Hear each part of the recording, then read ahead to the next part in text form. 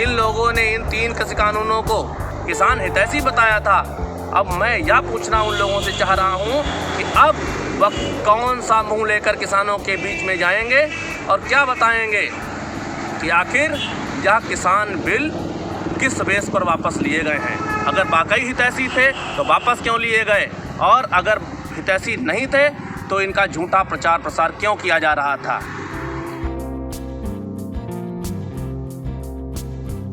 आज मोदी सरकार ने जो 3 कृषि कानूनों को वापस लिया है, उसका किसान स्वराज संगठन स्वागत करता है। और सरकार को यह फैसला बहुत पहले ले लेना चाहिए था, क्योंकि इसमें पिछले 1 साल में किसान आंदोलन के दौरान हमारे 700 से अधिक किसान भाई शहीद हो गए हैं। और अगर ये सरकार पहले फैसला ले लेती तो इतने किसानों को शहीद नहीं होना पड़ता। तो पहली मांग सरकार के द्वारा मान ली गई है और किसानों की जीत हुई है हिटलरशाही सरकार के सामने, जो ये कहती थी कि जो हम कह देते हैं वो करते हैं और कभी पीछे नहीं हटते।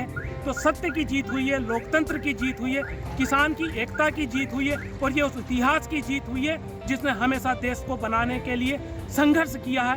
आज ये उन लोगों की जीत है। अब मैं सरकार से यही आग्रह करूँगा कि जल्दी से सद्बुद्धि आए, और जो दूसरी मांग है, जो किसानों को समर्थन मूल्य घोषित करने की, सभी फसलों का समर्थन मूल्य सुनिश्चित हो, उसकी मांग मानकर किसानों को एक जो उपहार है वो देकर आंदोलन को खत्म करें। माननीय मोदी जी से गुजारिश है कि एमएसपी पर भी ध्यान दें, और आपका बहुत बहुत शुक्रगुजार मैं ये कहता हूँ कि अगर तीनों काले कानून वापस हो चुके हैं तो उसकी लिखित गारंटी हो, और उसके बाद हम लोग अगर उन्होंने करे हैं तो हम लोग इसका मतलब जो है तहे दिल से उनका शुक्रगुजार करें, क्योंकि हमारे प्रधानमंत्री हैं। इसमें किसान संगठनों में और संयुक्त किसान मोर्चे में बहुत बड़ी जीत है किसानों की, और खुशी की लहर है कि किसान जीत गया और अहंकार हार गया। लेकिन अगर यही बिल पहले वापस हो जाते, जनवरी में जब 26 जनवरी की ट्रैक्टर रैली थी, तो हमारा जो 800 किसान शहीद हुआ है, ये शहीद ना होता और ना सरकार की इतनी मिट्टी पलीत होती। सबसे ज़्यादा हित हुआ है तो छोटे किसानों को हुआ है, इसलिए उनका हुआ है क्योंकि इतनी महंगाई बढ़ गई है। महंगाई के अलावा जब ये सारा माल हमारा बड़ी बड़ी कंपनियों के हाथ में चला जाता, और जाने के बाद फिर वो हम लोगों को खाने में के लिए जब हम खरीदते तो इतना महंगा पड़ता कि हम लोग उसको खरीद नहीं पाते। लगातार जो 1 साल से हमारा संघर्ष चल रहा था, उसमें किसानों की बहुत बड़ी जीत हुई है। मगर किसान जब तक अभी आंदोलनरत रहेगा, जब तक संसद में जो प्रक्रिया है, कानूनी प्रक्रिया से निरस्त नहीं हो जाते हैं, तब तक ये संघर्ष चलता रहेगा।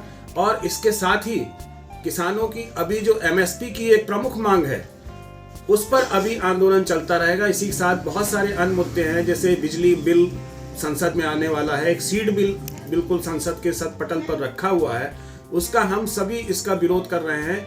इस पे सरकार को बैठ के किसानों से बात करनी पड़ेगी, और जो किसानों के अन्य मुद्दे हैं उन पर भी बातचीत करनी पड़ेगी। जब तक ये नहीं होगा तब तक हमारा किसान आंदोलन अभी चलता रहेगा।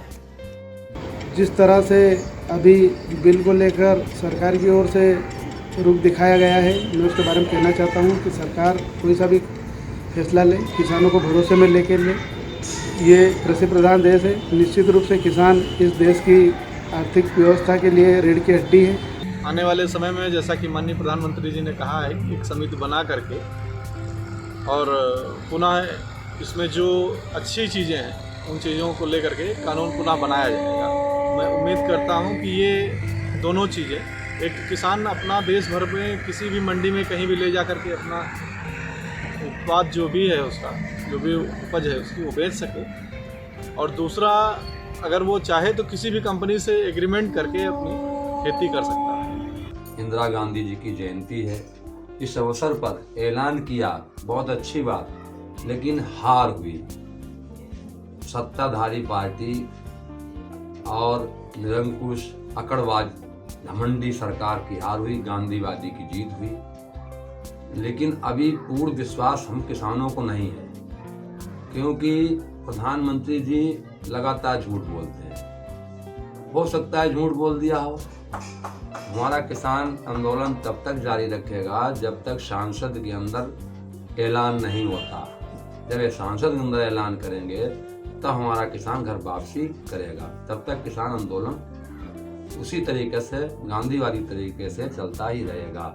नरेंद्र मोदी जी ने ये जो घोषणा की है, इसे हम चुनावी स्टंट भी मानते हैं। माननीय नरेंद्र मोदी जी को और पूरी भारतीय जनता पार्टी को दिल्ली के समीप किसानों का अनवरत लगभग 1 वर्ष होने जाओ 1 वर्ष तक इसका समय अधिक हो चुका है, बराबर आंदोलन करते रहे। उनको दिल्ली में प्रवेश से वंचित करने का काम किया गया।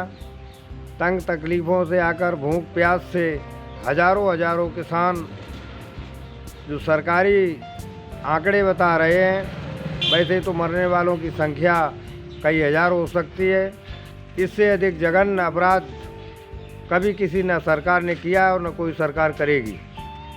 सरकार से लड़ रहे थे काले कृषि कानून वापस लेने के लिए, आज वापस सरकार ने लिए हैं। हमें बहुत बड़ी खुशी हुई है और सरकार से मेरा निवेदन यही है कि आप इस बार अब फसल हमारी MSP पे खरीदी जाए।